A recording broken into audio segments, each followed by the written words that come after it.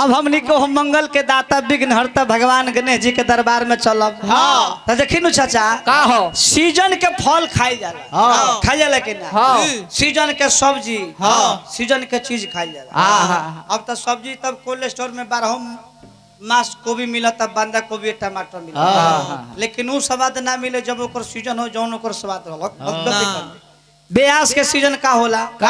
फागुन आवे तो फगुआ गावो, चैत आवे तो चैता गावो, आ सावन आवे तो कजरी गावो। ना गई तू कलाकार के गिनती में, ना कलाकार के गिनती में आ जाला। आ लगन आवे तो भोजपुरी चालू ए बाबा ते भोजपुरिये में हमनी के गाई ले जा। तो तनी मेन से के गोबर जी ह बड़ी सुंदर एगो पुराना धुन रहे। कौन गीत? कौन लोग गावत रहे पहले के कलाकार लोग आवे, पहले के माई बहन लोग आवे लोग। कौन गीत? कौन किया रे छोटी मोटी बिटिया रे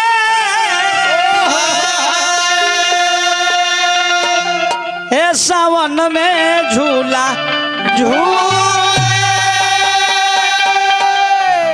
ना कतनो नायका होखे। अच्छा जग के कतनो लोग नायका लोग मालिक हो जाओ, अब पुरनका लोग में ना होखे तो जग पूरन होई ना शुद्ध न होई, शुद्ध ना होई कि जग पारे ना लगे।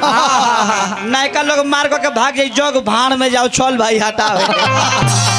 लेकिन पुरानका लोग रही तो कहे कि भाई जाए तो झगड़ा कोयले बन सो हमने के अपना पर लेके दे हाथे पर बात दे पर पैसा बांट के जग पार लगा।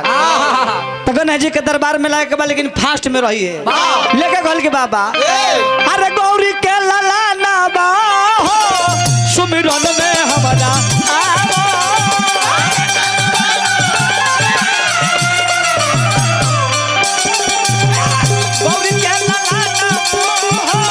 सुमिरन में हमारा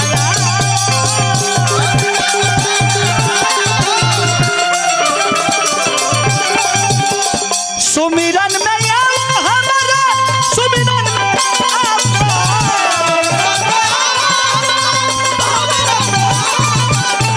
सुमिरन में हमारा सुमिरन में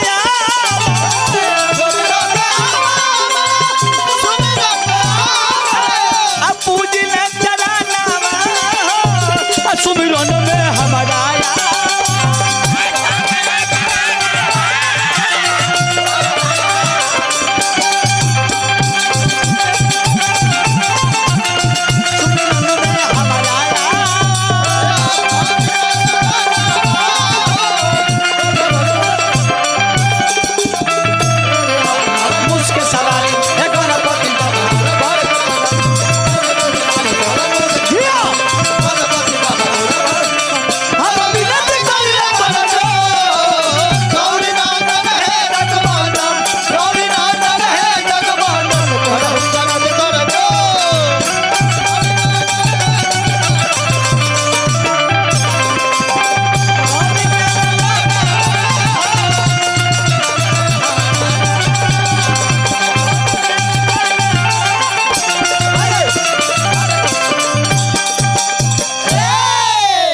महावीर अर्थो केयर के मलिकार हमने के परमादरणीय हमने के डॉक्टर रविंद्र भैया बहुत बहुत हजारों हजार पुरस्कार दहनिया। नारायण जी भंडार भर के रखे, कतनो रुपया लुटाई खजाना में कमी मत फोको, गुलोर के फूल पर जाओ फरत रहो झरत रहो, एक गरीब के पाकिट भरत रहो और डॉक्टर साहब के काम आगे में है बढ़त रहो। दुश्मन लोग जरूरत रहो, हम ही कहे कि दुश्मन लोग जरूरत ऐसा बढ़िया पैसा कमाई लगी।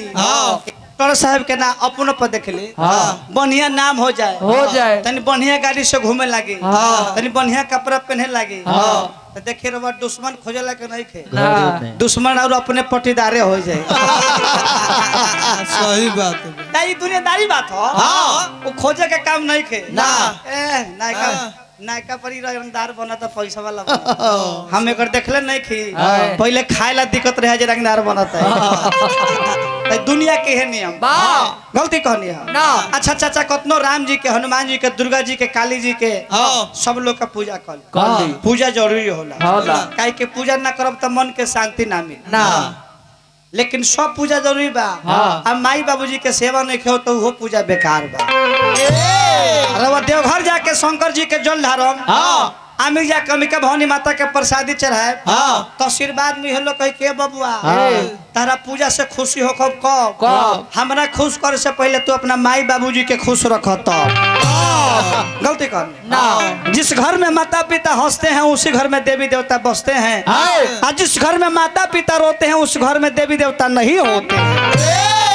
अच्छा प्रेम के माने क्या होला प्रेम सब करे पर अर्थ न जाने कोई माता पिता का जो शरण रहे वही प्रेम में गणेश जी का पूजा करम तो शिक्षा इहे मिली कि माई बाबूजी के सेवा पूजा करे के चाहिए।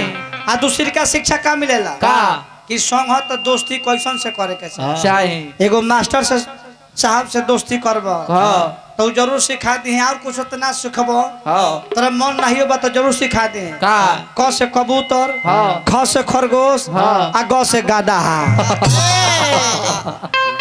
इतना पता A B C D A से एप्पल बी से बॉल सी से इतना तो मास्टर साहब जरूर सिखा दिए नहीं पढ़ब तो ना तो एगो बालू के ठेकेदार साहब से संगत करब तो इंची टेप फेट के मतलब जान जाए। डॉक्टर साहब से संगत करब तो कपर बथी में पेट दर्द में बुखार में जरूर दवाई देवे आ जाए। अगर उहे संगत एगो चोर से आई तो तू कतनो सीधा बनब अगर चोर से संगत हो जाई तो रात के भैंस के जोर खोल के भागे में जरूर तू जान जाए। तो संगत से गुण होते संगत से गुण जाता बात से फांस मिश्री के भाव संगत अगर एगो संत से हो जाए तब वंश के अंश में परमहंस के आगमन हो जाए। संगत एगो लंट से हो जाए तब वंश के अंश में कंस के आगमन हो जाए। लेके कहल कि बाबा कि पियर पियर धोती सब है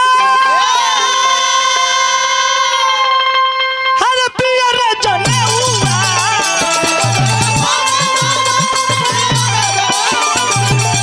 पियर पियर लड्डुआ के भोग लगे अरहुआ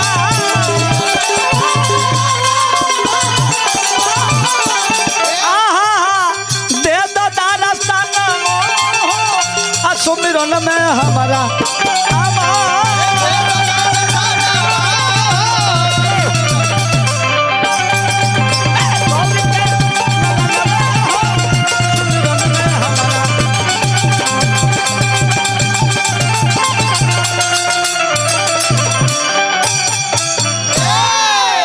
अब एगो माई के पचरा गाई आ सुमिरन बंद करब ओकरा बाद बेहाजी से सोनी। हालांकि कार्यक्रम हमने के पोस्टर 6 बजे से शुरू करे के छूटल रहा लेकिन जब विधि व्यवस्था देख गल बा कि भाई पूजा पाठ भइल बा आ द्वार पर लोग आइल बा भोजनो तो जरूरी बा काहे कि हमने के कतनो बढ़िया गाय में निमन गाय में बाउर गाय तो लोग दुगो निमन चाहे दुगो बाउर कहे लेकिन जे द्वार पर बा नाश्ता पानी ना करी तो हमने के शिकायत का है कि ना। ऐसे भइल के चले घंटा बादो प्रोग्राम शुरू होखे लेकिन बिना खइले शुरू ना होई। तो बड़ी सुंदर हमने के छपरा जिला के कोकिल कंठ बाबू